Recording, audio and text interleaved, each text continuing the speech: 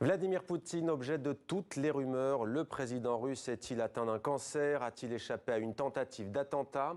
Le ton est en tout cas toujours aussi belliqueux. Vladimir Poutine menace de frapper des sites encore jamais visés si les Occidentaux venaient à fournir des armes de longue portée à l'Ukraine. Avec nous pour en parler, un homme qui a connu Vladimir Poutine, Sergueï Ginov. Bonsoir.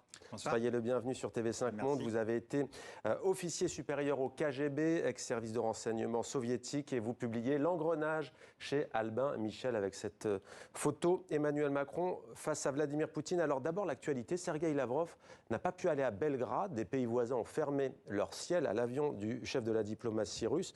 Vladimir Poutine, ce soir, il doit être très en colère. Est-ce que ce genre d'incident peut faire basculer les choses ? Ça leur rappelle quelque chose, ça leur rappelle leur rang, ça rappelle à la Russie que la Russie est devenue un pays paria. Et ça, c'est une très très bonne chose. D'ailleurs, il y a Lavrov, enfin, peut-être il va comprendre, enfin, il n'a rien compris parce que, bien évidemment, il crie au scandale, il crie au complot international contre la pauvre Russie, sauf que la pauvre Russie, c'est un pays agresseur qui mène une guerre contre le monde entier, quasiment, parce qu'il proclame cette guerre aussi contre l'OTAN, contre l'Occident. Mais le fait d'être vu comme un paria, justement, est-ce que ça peut piquer le chef du Kremlin? J'espère. Et d'ailleurs, ce serait pas mal si ça pique de plus en plus. Oui, mais avec quelles conséquences? Ou justement avec la volonté de battre en retraite? Il y a toujours la possibilité du monde de lui dire « Écoutez, M. Poutine et M. Lavrov, votre agression fait ça, fait que vous êtes des parias. En revanche, rien ne vous empêche de finir cette guerre, d'arrêter cette guerre, de se mettre à la table des négociations, parce que c'est Poutine qui refuse actuellement de négocier. Le côté ukrainien, ils ont toujours dit, ils sont ouverts à négocier. Et donc, mettez à la table des négociations et on reverra comment on peut changer votre statut. Vladimir Poutine est-il en train de changer d'attitude? On va essayer de voir ça avec vous ce soir. Mais avant, les dernières sorties du président russe. Récit signé Mevalo. C'était le 9 mai dernier. Les regards du monde entier sont braqués sur Moscou et sa place rouge. La Russie célèbre le 77e anniversaire de la victoire de l'armée soviétique sur l'Allemagne nazie. La guerre fait rage en Ukraine. Les mots du maître du Kremlin sont alors aussi attendus que redoutés. Aujourd'hui, vous vous battez pour notre peuple dans le Donbass, pour la sécurité de notre patrie. Pas d'appel à la mobilisation générale, pas d'annonce majeure. Le président Poutine déçoit presque, mais se montre plus menaçant une semaine plus tard, lorsque la Suède et la Finlande disent vouloir intégrer l'OTAN. Un tel élargissement à ces pays ne constitue pas une menace immédiate pour nous, pour la Russie. Mais le déploiement d'infrastructures militaires sur les territoires de ces pays entraînera bien sûr une réponse. Même acculé, Moscou ne se montre jamais faible, jamais vaincu, y compris lorsque les Européens prévoient de se passer de ces hydrocarbures, une manne financière indispensable pour la Russie. Commettre un tel autodafé, un tel suicide économique, c'est évidemment une affaire intérieure des pays européens. Ceux qui s'en prennent à la Russie s'en prennent à eux-mêmes, assène Vladimir Poutine, qui utilise les céréales comme nouvelle arme diplomatique. L'Afrique en manque cruellement et dénonce l'effet des sanctions occidentales, comme le président russe qui dément empêcher les exportations. Qu'ils déminent et que les navires chargés de céréales puissent quitter ces ports. Nous leur garantirons un passage sûr et sans problème. Parmi les erreurs à ne pas commettre, aux yeux du Kremlin, livrer des missiles à longue portée à l'Ukraine. Là, le ton est nettement moins conciliant. S'ils sont fournis, nous tirerons les conclusions appropriées et utiliserons nos armes, que nous avons en quantité suffisante pour frapper des cibles que nous n'avons pas touchées auparavant. Aucune précision n'est donnée. Peu avant cette déclaration dimanche, qui a fêté la cible de plusieurs frappes, les premières depuis plus d'un mois. Sergueï Ginov, Vladimir Poutine est-il de plus en plus menaçant? Il peut menacer comme il veut. Il faut rappeler que la Russie, c'est un tout petit pays économique. C'est un pays, c'est une puissance, c'est ce qu'on appelle une puissance pauvre. Et ça, très peu de gens en fait le réalisent. Et beaucoup de gens On l'a dit au début du conflit, PIB du Portugal, mais cela dit, Espagne plutôt, les sanctions n'ont pas fait plier le régime de Vladimir Poutine. Ah ben bien sûr que si. En fait, il fait la méthode Coué. Ça veut dire que ça fait très très mal. Le rouble est en train de devenir très fort.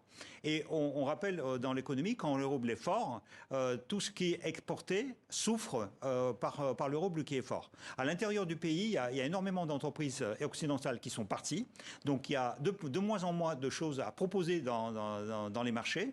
Et donc tout ça, c'est la méthode. Donc vous dites que quand Vladimir Poutine menace de frapper des cibles jamais atteintes, c'est pour masquer quoi? Pour masquer une fébrilité justement? Sa faiblesse. Sa faiblesse. Chaque fois, lorsque Poutine menace le monde avec le nucléaire, par exemple, et ça, il l'a fait à plusieurs reprises, c'est un aveu de faiblesse. Ça veut dire qu'il a fait parce qu'il n'arrive pas à vaincre l'Ukraine avec les armes conventionnelles. Alors, on va vous montrer une image. Un missile, c'est le patron du nucléaire ukrainien qui affirme, image à l'appui, qu'un missile a survolé une centrale nucléaire du sud de l'Ukraine. La voici, cette image. On a envie de vous demander à quoi joue la Russie sur le nucléaire. D'entrée, dans votre livre, vous citez des propos de Vladimir Poutine en 2018. Est-ce qu'il y a un risque nucléaire? Il y a toujours un risque nucléaire. Hein. Mais ça, ce monsieur, Poutine, est devenu une personne irresponsable. Et une personne la plus dangereuse sur la planète. On est regardé sur votre chaîne par beaucoup de pays africains, en Afrique.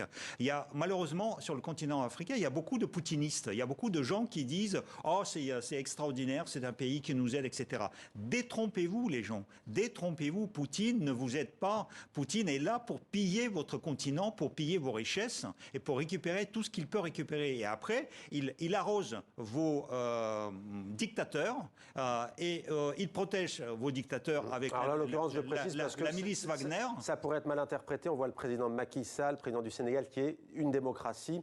Il était récemment, je préfère préciser, parce que vu que vous parlez de l'Afrique, là, en l'occurrence, le président Macky Sall a été élu démocratiquement. Mais juste justement sur cette image qu'on va revoir, on disait qu'il était dans sa tour d'ivoire, Vladimir Poutine, qu'il avait peur. Là, on le voit, il continue à recevoir des dirigeants à l'image de Macky Sall. Comment l'avez-vous trouvé sur cet entretien il y a 3 jours?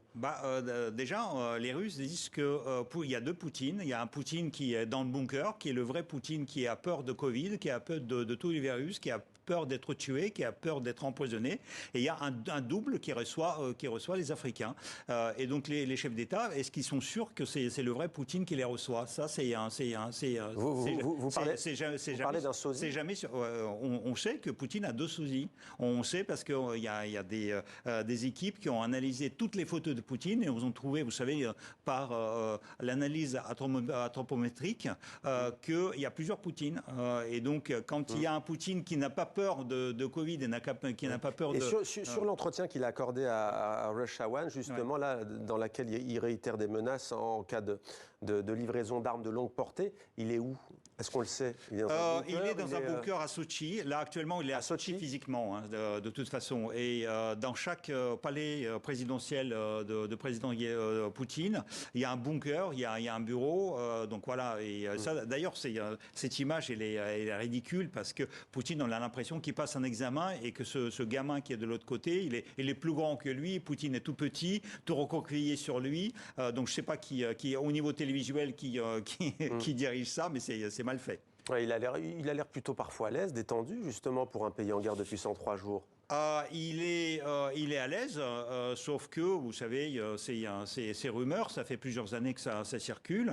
Et de toute façon, il a 70 ans. Il est malade, oui ou non, d'après vos informations? De toute façon... Newsweek, d'abord, le magazine américain, dit que les renseignements américains ont déclaré au président Biden qu'il était atteint d'un cancer en stade avancé. Et puis le lendemain, les services de renseignement américains déclarent que c'est faux, que c'est une rumeur et que c'est totalement faux. À quoi jouent les Américains? Ces rumeurs, ça circule depuis 2 ou 3 ans. Ça je le raconte aussi dans mon livre. Donc c'est de la propagande. Ça peut être de la propagande, mais il y a quand même du vrai dans ces histoires. Vous savez, c'est que, en fait, en Russie, quand il y a une rumeur qui circule trop souvent, c'est que il y a pas de fumée sans feu. Et Poutine, il a 70 ans. À 70 ans, de toute façon, on a des problèmes. Sur Poutine, par exemple, actuellement, on sait que à chaque fois, il est accompagné d'un médecin. On sait que 160 fois les 6 derniers mois, il a été visité par les médecins, y compris par les oncologues, y compris par endocrinologue. Et donc, tout ça... On sait, vous parlez de qui? Vous êtes encore au les journalistes. Les journalistes. Donc ça, on peut le savoir parce qu'en fait, vous avez des sites qui peuvent... en fait, il y a beaucoup d'informations qui sont des informations open source que vous pouvez retrouver sur déclassifiées, que vous pouvez retrouver sur la tentative d'attentat à laquelle il aurait échappé au mois de mars, toujours selon Newsweek, mais encore une fois démenti par les services américains. Qui peut avoir tenté de tuer Vladimir Poutine? Tout le monde, déjà tous les gens qui sont autour de lui. Tous les gens, je vous rappelle qu'il y a 117 milliardaires en Russie. Ces 117 milliardaires ont perdu la moitié de leur capitalisation en 6 mois, en 3 mois de guerre.